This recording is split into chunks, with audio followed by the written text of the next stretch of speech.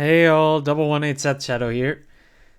With all the news that has been going around on new reveals and then more that are coming up tomorrow, there are a lot of different cards that I want to go through with the past week and this week all together. So, first one is something that I was wondering if I should have covered this last time, and I probably should have given what you see on these numbers. Avarice Wrestler. This is a card from set 2, one of the generics that allow you to play an order from your deck by putting it to drop and then it goes back to deck after it's played. But the anticipation with the new Leal Odium is that you can use this, play it, and then just put the card into the gauge immediately because the deck revolves heavily around that order to give you power. But the card has been short on listings recently, and now we're down to 1 listing on the double rare, 8 listings on the silver rare, and 2 listings on the frame rare, where the silver rare is currently the cheapest in terms of its base listing, but market price wise it's the highest, which is pretty typical of a spread like this. In any case, the card is getting bought out, and now the double rare's only listing is currently $6.25. That one's market price is in the $2 range, while the frame rare's market price is around $1.50. So at this point, the silver rare is the cheapest, and as a generic that can be played in most dark states, it makes sense that it's moving like this. I was talking about Dark Bond Abyss Zorga Nadir last time because of its decrease in listings, and now the price has gone up on this one after a buyout that happened a little earlier, or late last week. The card is now just over $16, market price is also around $16, and the FFR is completely off the market with a market price of around $57. Another card to note is today's selfie Freydis, which is a triple rare from DivineZ 2.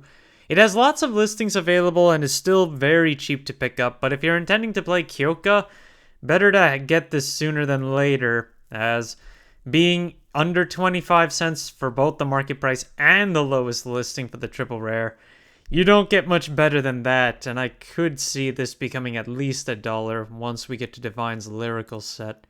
The frame rare is currently $16 base, and the silver rare is not too far off of the triple rare at $1. Market price isn't even $2 yet. Milano Soldato Grudoli. This one is also from DivineZ 2, but is short on listings overall on the board. Altogether, we've got 7 listings on the double rare at around $3, and then you've got silver rare listings at 8 listings, around $5 to pick up, but a cheaper market price. And then when it comes to the frame rare, that one is a little bit lower than the double rare in general, which is interesting to see how the double rare and the silver rare get a lot of hype now. As compared to looking at the frame rare at all, it's like people don't care about it anymore, even compared to the double rares. With Amorta's hype coming up, and with Amorta's hype, Idiras is another card you're going to want to look out for, as this is an Amorta support card, and a triple rare from DivineZ 2. We're at 36 listings on the triple rare at around 50 cents, and the silver rare is currently at about $3. The double frame rare is currently $10. Dragritter Shuura, this one is pretty low in price right now. Vargra is still a pretty solid deck choice, and this card is intended for Vargra play. But at this point, I guess that's also due to the second printing of this set. We have 44 listings on the triple rare at around $3.50 to start, and then silver rares are currently around $10, and then you've got double frame rares at almost $35, which is far below the current market price of $45. I was talking about the lyrical deck set last time, but I also took another look at some of these deck sets, and I was surprised to see how high some of the base listings have gotten. Dark States apparently got bought out and is now $63 to pick up for its trial deck, where I really don't understand why it's that high or even bought out to that point. But $28 is the current market price on that one. And then you've got the Brandgate trial deck, which is also bought out to the point of $33 per deck set, and it's $25 market price. Also to note, you have Craggy Monster Geargrund, which is the perfect card that you can utilize as a monster card, so you would use this with Torrential Energy Research, so this can be played in Arcite or Eva. But this copy is currently at $5, while the numbered copy is only 75 cents at base price, and it also has more listings. In addition, don't forget that this comes out of the original Tomari Seto trial deck, where I'm pretty sure it's lower right now. Looking at the Luar deck sets, they are still very high up there. If you want a regular one, that's 170 at this point. And then you've got the premium version, which is currently over $300. And also, now that we're moving into set 3, this is the point to see where Dragsaver Esfras is, as this card is searchable with the new undercover support cards. The regular one has been bought out to the point of $26 with one listing, and the foil one is actually the cheaper one right now at $16.35. Market price is about $16 there. Same goes for Shiranui, where deck set wise, $140 for the regular, $300 for the premium. And if you want the Stealth Perfect cards for Shoujo Doji, you can choose between this, the new World Origin from Festival 2024, or you could even pick the basic trial deck one if you are okay with foregoing the discard effect. But right now, these ones are both around $16, $17 if you want to pick them up. Zorga Nadir has not been doing too hot in terms of value, despite the fact that it's one of the bigger Divine units to play from DivineZ. Right now, the triple rare is currently $4 to $5, and we've got the silver rare at a much bigger valuation at around $18 to start off, but its market price was $26. The FFR is currently $70, higher than the current $45, $46 market price, and the secret rare is currently around $185. Clouded Miasma from Festival 2022. This is a Zorga support card as well, but one that had seen a massive spike back in the day with the, the second red Zorga, and then eventually it just fell off and we got listings back on the market. Now you can pick this card up for around $1 pretty easily. Forbidoll Surrogate has been going back up in value, where now we only have 6 listings on this one, and it's almost $53 to start off with, but a market price of around $48. Most of the listings available are under $60, but a few of them are lightly played copies as well. Crossing Illumirays. This one is basically the point where if you decide to use the Wilista ride line for whatever deck that you're playing, you play this as well just to improve your initial draw engine. Your only risk is damage checking your one copy, but that risk, I mean, it depends how you build it. But the thing is, there's only one listing of this card at $18. However, there's a $5 shipping tag on it as well. And on top of that, the market price is already $17.50.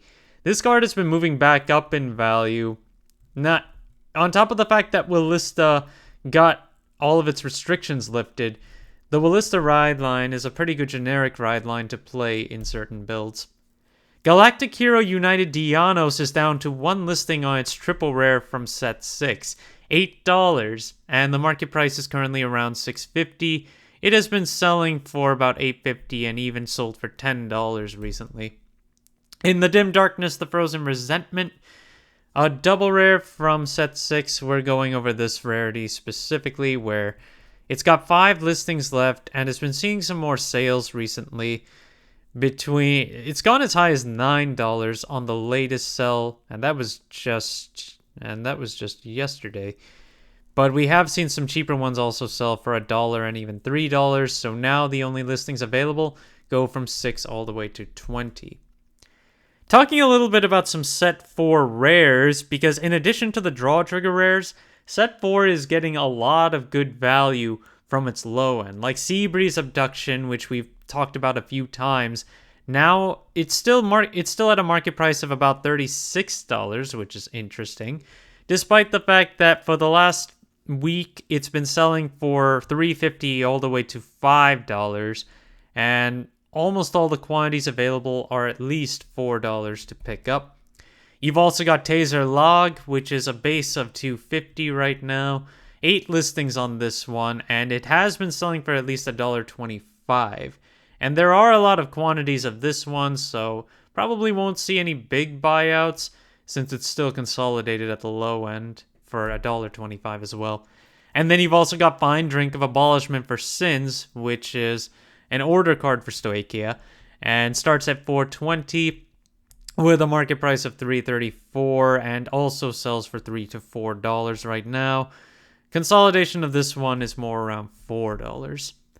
There's also Desire Devil Bubetsuu, which has been up in value for some time, but hasn't seen any significant application yet. The anticipation is to either see it, I suppose, with Harry, or maybe even the newer form of Barrow Magnus. But this card is now at a market price of almost $11, and currently it is selling for over $12, and there's only $15 listings after this last $12.50 sells. There have been some sales recently of Mikazuki Munechika from the original Touken Ranbu online, and those have been selling for $15 to $14, and the card's market price is currently around $20. Available listings are more consolidated. Well, actually, it's split. We do have a fair amount of $14, $15 copies, and then after that it becomes a $20 card. Kenshin Kagemitsu Kiwame is also moving a little bit, but this one's overall pricing has been down since the release of the 2023 Touken Ranbu set, and it's selling for $4 now, although that's after a month gap of selling for $5. So overall, we're looking at a low amount of copies, but they're still mostly around the $4 to $5 mark. Gold Gaon. This is a card from Festival 2021 that can see play here and there, but you don't really see as many people play this one. Regardless, it still sells pretty well, and is currently 50 cents. Pretty solid. And it enables for multi-attack under certain situations. Overall, it's still a nice one to have. If you were able to pick this up for lower than 50 cents, it's pretty good. We did get a few copies of some of the character triggers for promo cards back on the market. Like Tomari Seto now has a listing for $150 for its draw trigger. 2 copies of that, and this one has sold for $150. And you've also got Masanori Iseki, which is currently at $95, and this one has been selling for around $80 more recently. And our last card to talk about today is Cono and Schnell Krieger. I saw a random Twitter post of this getting bought out in Japan for some reason. I'm not sure why, but I didn't really pay it much mind because I didn't think that would follow through over here, but I guess I was wrong. The regular promo of this is now out of stock with a market price of 79 cents, and there is a hot stamp version of this card with only 1 listing at $10, but a market price of 2. I honestly don't see why this card got bought out, given that it's a Soul Blast 2 retire, and on top of that, it's only a 9k for a grade 2, which is pretty weak. So ultimately, I guess it's just general utility to get rid of units that are troublesome, but otherwise, I don't see too many decks that can easily fit this in. Thank you guys for watching. If you liked the video, please like and subscribe if you haven't already, and I will see you guys later.